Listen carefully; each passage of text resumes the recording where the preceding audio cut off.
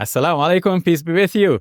I'm your brother in faith, Shabir Ally, saying Ramadan Mubarak. I'm speaking to you from the Muslim Media Hub. We're dealing with 30 keys to understanding and unlocking the meaning of the Quran. Today, we're dealing with key number 15, which is the Quran vis-a-vis biblical knowledge. So for us to understand the Quran, we need to have some biblical knowledge. In a previous key, I talked about having an overview of the Bible in general and to realize that the Bible is a sort of a background for the Quran. Now, I need to go into detail, story by story, and see how understanding what was there in the Bible previously will help us to understand what is here in the Quran now. Let's say we're reading Surah Al-Baqarah. We go right there from the beginning. We're starting. It says, Alif Lam Mim, Dhalikal Kitabu La Rayba Fi, and so on.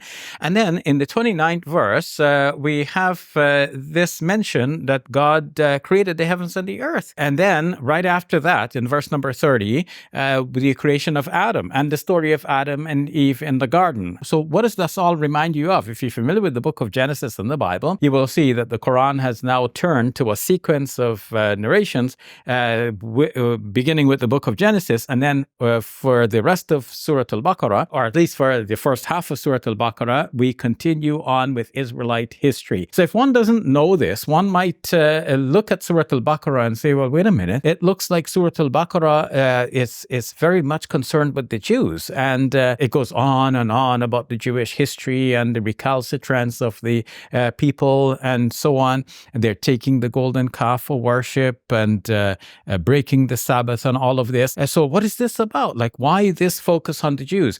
Knowing the Bible as a background helps us to understand what the Quran is doing here. The Quran is giving us its version of the Genesis account and the rest of the Torah as a not the whole Torah, but a kind of different way of looking at the Torah and its history as a segue into the Muslim community. And so we find later on the Muslim community is more clearly dealt with, where it says, سَيَقُولُ السُّفَهَاءُ مِنَ النَّاسِ مَا وَلَّاهُمْ عَنْ قِبْلَتِهِمُ الَّتِي كَانُوا عَلَيْهَا. The foolish ones are going to say, what's caused these Muslims to turn away from the Qibla up which they were upon? Because previous to that, the Muslims were apparently facing towards Jerusalem as their direction of worship together with the Jewish community, and now there is a definite break. So the Quran is showing this is where we started, the book of, starting with the Genesis account from the book of Genesis, the creation of Adam and Eve, the fall in the garden, and so on, all the way down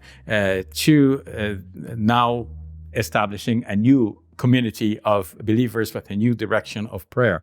So understanding that biblical history helps us to understand this. More specifically, let's talk about the fall in the garden. So in the book of Genesis, in chapter 3, God had created a garden, put Adam and Eve in there, and he said to them, don't eat from this particular tree, the tree of knowledge of good and evil. Now, a tree is mentioned in the Quranic account, but it's not said to be the knowledge of good and evil, because the Quran has its own distinctive flavor. From the Quranic perspective, it's good to seek knowledge.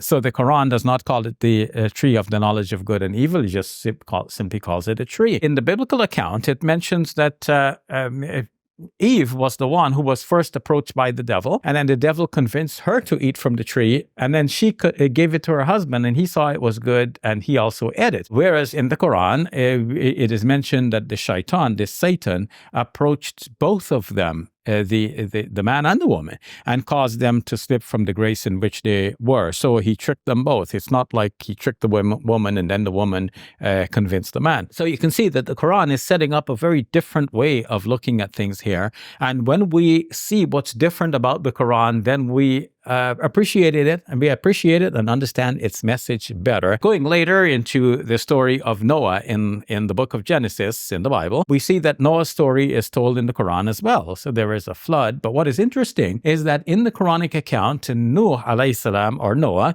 preaches to his people a lot, and he's trying to convince them to come to the worship of the one God and so on. And it's only when they were so rebellious and they even plotted against the life of Noah, that is when God sent the flood to destroy the people, saving those people who believed along with Noah. In the biblical account, it is not said that Noah is a prophet, so we can't see his preaching where he's going on and on trying to reform his people. And it seems incomprehensible. Like, why is God sending a flood to wipe out all these people without giving them without trying to reform them and bring them back on the right path? But in the Quranic account, this becomes clear. And this is part of the ongoing history of prophets in the Quran, where they come, they try to reform their people, the people are rebellious, they even try to harm the prophet, and that is when God intervenes and gives them a kind of exemplary punishment, so that becomes a story to be told for all generations in the future,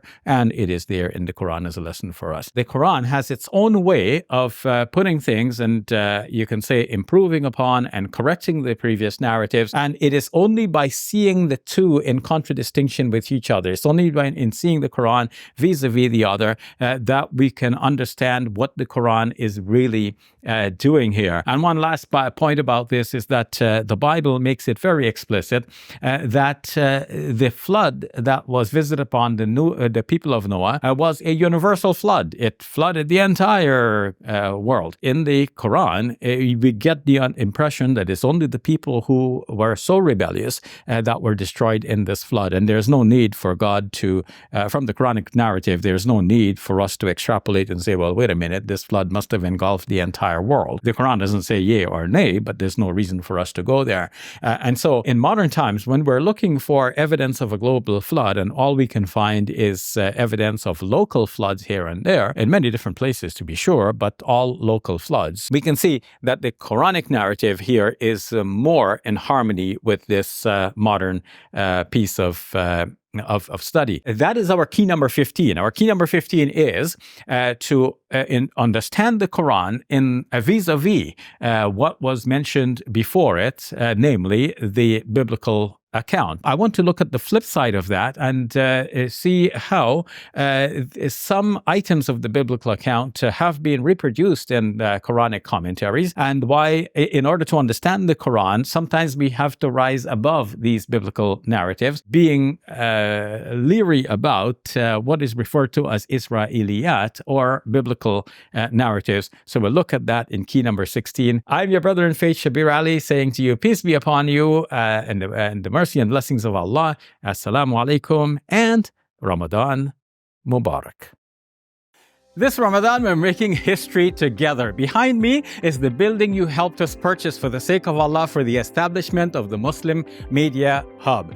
We've started filming our television program here called Let the Quran Speak, and we're training the youth to produce other such shows and videos for social media so that we can present the message of Islam to the wider world. This Ramadan, you can help us to raise $100,000 for the sake of Allah Azza wa Jal.